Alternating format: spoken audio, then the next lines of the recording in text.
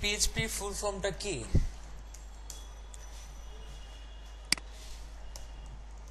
PHP যখন প্রথম দিকে পিএইচপি বাইরে ছিল এর নাম ছিল আপনার personal home page. Personal home page. Right now পিএইচপির নাম হচ্ছে, পিএইচপি ডেফিনেশন হচ্ছে বা ফুল ফর্ম হচ্ছে হাইপার টেক্সট প্রি প্রসেসর। ঠিক আছে, হাইপার টেক্সট নাও হইতে পারে, হাইপার প্রি প্রসেসর বা হাইপার টেক্সট হইতে পারে, এটা হওয়ার পসিবিলিটি বেশি। হাইপার টেক্সট প্রি প্রসেসর মানে PHP একই সাথে লিখতে হবে, আমার কোনো কথা নেই। ঠিক আছে, নাম চেঞ্জ। আচ্ছা যাই হোক, তো পিএইচপির অনেক ভার্সন। রাইট নাও পিএইচপির যে নতুন ভার্সনটা ওইটা নিয়ে আমরা কাজ করতে হবে অলওয়েজ, কারণ আমরা পিএইচপি হইতে পারে এখন মাত্র পিএইচপি শিখতেছি। সুদূর ভবিষ্যতে এমন হইতে পারে যে আপনারা নিজে নিজে হোক আর যেমনি হোক পিএইচপি বড় বড় ফ্রেমওয়ার্ক শিখে কাজ করতে পারবেন। তো তখন দেখবেন যে আমাদের ওই বড় বড় লারাভেল, তারপর হচ্ছে আপনার আরো যেসব ফ্রেমওয়ার্ক আছে, পিএইচপি একটা প্রোগ্রামিং ল্যাঙ্গুয়েজ। কি ল্যাঙ্গুয়েজ? Programming language. এটা দিয়ে কি করে, আমরা এই যে একটা ওয়েবসাইট বানাচ্ছি, মনে করেন যে ফেসবুক, এটা একটা ওয়েবসাইট। এই যে একটা ওয়েবসাইট দেখতেছেন, এই ওয়েবসাইটে যখন যাই তখন এরকম একটা ইন্টারফেস শো করে। এটা কি? ওয়েব ডিজাইন, ওয়েবসাইটের আউটলুক ইন্টারফেস বা ডিজাইন। যখন আমরা লগ ইন করতে যাই তখনই কি ডাইনামিক্যাল ব্যাপারটা ঘটে। এখানে ইউজারনেম পাসওয়ার্ড মিলায়, যদি দেখে এটা ডাটাবেজে স্টোর করা আছে বা দুইটা মিলতেছে তখনই কিন্তু লগ ইন করায়। তারপরে এখানে আমি যখন সাইন আপ করি তখন অটোমেটিক সিস্টেমে একটা মেইল চলে যায় আমার ইমেল অ্যাড্রেসে। এই যে একটা অটোমেটিক সিস্টেম করতেছে, যেটা আমরা বুঝতেছি না কেমনে ঘটে, এটা ডিজাইনের পার্ট না, যেটা ব্যাক এন্ডে ঘটে আমরা দেখতে পাই না। এই ব্যাপারগুলো আমরা পিএইচপি প্রোগ্রামিং ল্যাঙ্গুয়েজের মাধ্যমে করতে পারবো।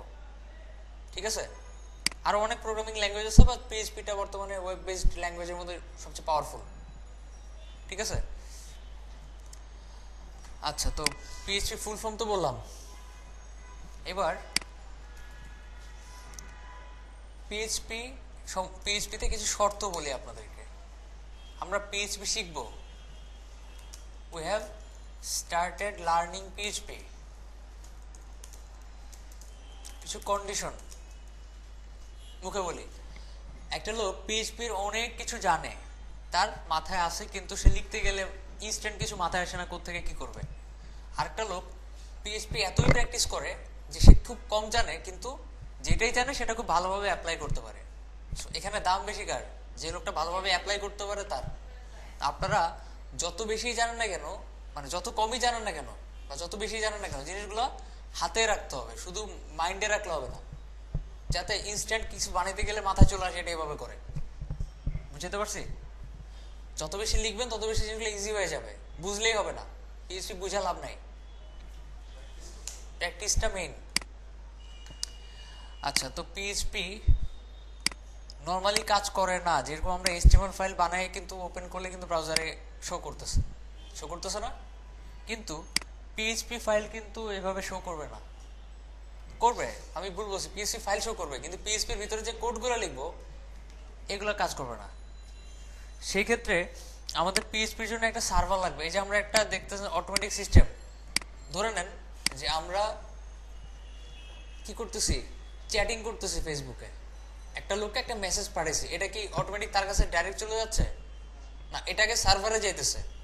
সার্ভার কি করতেছে, ওইটাকে ওই লোকের কাছে পাঠিয়ে দিতেছে। এই তো সিস্টেম। আমরা যখন মেইল সেন্ড করি, যে বিভিন্ন কন্ট্যাক্ট ফর্ম থাকে বিভিন্ন ওয়েবসাইটে, আমরা কন্ট্যাক্ট ফর্মটাকে ডাইনামিক করি যাতে আরেকটা জায়গায় মেইল চলে যায়, যে লোকটা কন্ট্যাক্ট ফর্মটা বানিয়েছে তার ইমেল অ্যাড্রেসে চলে যায়। এখন আপনার কি মনে হচ্ছে এখানে সেন্ড করে দিলে অটো তার মেইল অ্যাড্রেসে ডাইরেক্ট চলে যাবে? না, ওটা আগে সার্ভারে যাবে, সার্ভার পাঠাবে মেইল সার্ভারে, ওইখান থেকে তার মেইলে যাবে। বুঝতে পারছি? এই যে প্রসেসটা, এটা তো পুরো কেন্দ্রিক সার্ভারের উপর ডিপেন্ড করে। এই জন্য পিএইচপি হচ্ছে একটা সার্ভার সাইড প্রোগ্রামিং ল্যাঙ্গুয়েজ,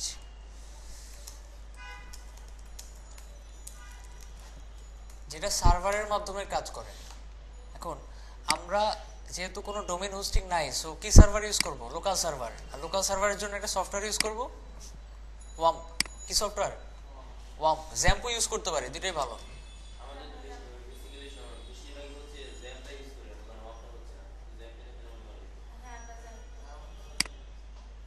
আপনারা বেশিরভাগ কোনটা ইউজ করেন সেটা দিয়ে তো আমি করবো না।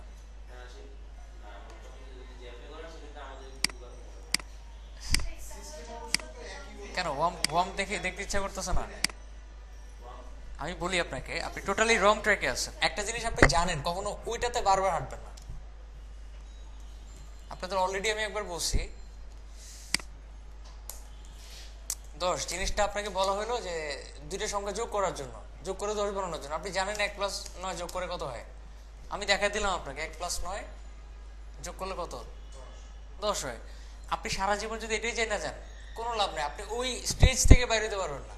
আপনি যদি চিন্তা করেন আমি তো জানি 1+9=10, আমি একটু একটা কাজ করি, ডিফারেন্ট ওয়ে বাইর করি। ডিফারেন্ট ওয়ে কি? 2+8। যখন আপনি যেটা অলরেডি জানেন এটা থেকে বাইরে হয়ে অন্য জায়গায় ইন্টারেস্ট দেখাতে পারবেন, তখনই আপনি একজন সাকসেসফুল লোক। যখন যেটা জানেন সেটাতে আটকে থাকবেন, তখন আপনি কখনোই সাকসেস জিনিসটাই দেখতে পাবেন না। যেটা অলরেডি জানেন ওটা নিয়ে তো কাজ করে লাভ নাই, যেটা জানেন না সেটা দেখা উচিত। আচ্ছা, তো ওয়াম্পার জ্যাম্পের মধ্যে আমি কোনো ডিফারেন্স দেখতেছি না। জাস্ট জ্যাম্পে কয়েকটা জিনিস অন করে নিতে হয়।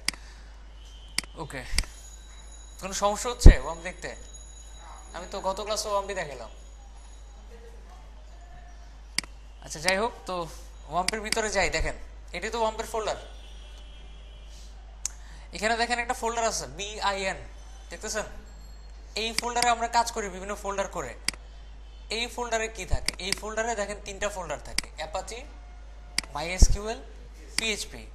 আর যদি আপনি জ্যাম্পে কাজ করেন ওগুলো কোনো ফোল্ডারে থাকে না, ডাইরেক্ট এখানেই থাকে। এই যে অ্যাপাচি, MySQL, PHP, দেখছেন? দুইটা সফটওয়্যার, আলাদা সফটওয়্যার, যে কোনো একটা ইউজ করলে চলবে। আচ্ছা আমরা ওয়াম্পে যাই। এবার এখানে ভিতরে দেখেন অ্যাপাচির ভার্সন কত লেখা আছে এই ফোল্ডারে, 2.2.11। পিএইচপির ভার্সন কত, 5.3.0। কিন্তু নতুন যেই মানে ভালো ভালো যে ফ্রেমওয়ার্কগুলো পিএইচপির, ওগুলো নিয়ে কাজ করতে গেলে এত পুরোনো ভার্সন হবে না। আমরা একটা অনেক পুরোনো একটা ভার্সন ইউজ করতেছি ওয়াম্পের। আপনারা কি করবেন? সবকিছু লেটেস্ট ইউজ করবেন, নতুন ভার্সন। এনিওয়ে, তো আমরা যেহেতু জানি কেমন এই সার্ভারটা কাজ করে, কি করব? ওপেন করব। অলরেডি রান করা আছে ওয়াম সার্ভারটা, কি করা আছে? রান করা আছে। এবার আমরা যাব সি ড্রাইভে, যেখানে ওয়াম সেট আপ করা আছে। ওয়াম ফোল্ডারে www একটা ফোল্ডার বানান, এখানে ব্যাচ 12 PHP একটা ফোল্ডার বানালাম। এবার যখন আমি ফোল্ডারে যাব, এখানে দেখেন সব ফোল্ডার শো করতেছে। এই যে ব্যাচ 12 PHP, এখানে যাব, খালি না? কিছু শো করতেছে? খালি।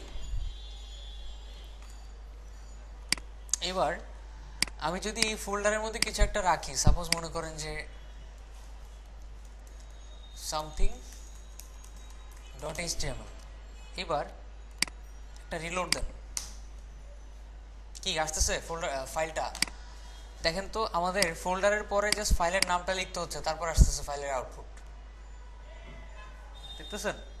তো আমরা আমি সবসময় একটা জিনিস বলছি, কোনো HTML বা এই টাইপের কোনো ফাইল বানালে কি দিয়ে বানাবেন?